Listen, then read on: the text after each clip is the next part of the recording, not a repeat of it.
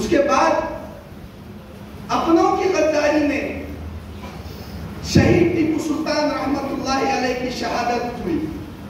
اور سرنگا پٹنم میں جو قلعہ تھا ٹیپو سلطان رحمت اللہ علیہ کا، اسی کے واٹر گیٹ پر انگریزوں نے ٹیپو سلطان رحمت اللہ علیہ کو شہید کیا۔ میرے عزیز ساتھیوں، یہ وہ گھڑی تھی، اس کے بعد انگریزوں نے یہ جرأت کی، اس کے بعد یہ کہا کہ آج سے ہندوستان ہمارا غلام ہے۔ تو اس 1601 سے 1799 میں حضرت ٹیپو سلطان رحمت اللہ علیہ کی شہادت ہوئی۔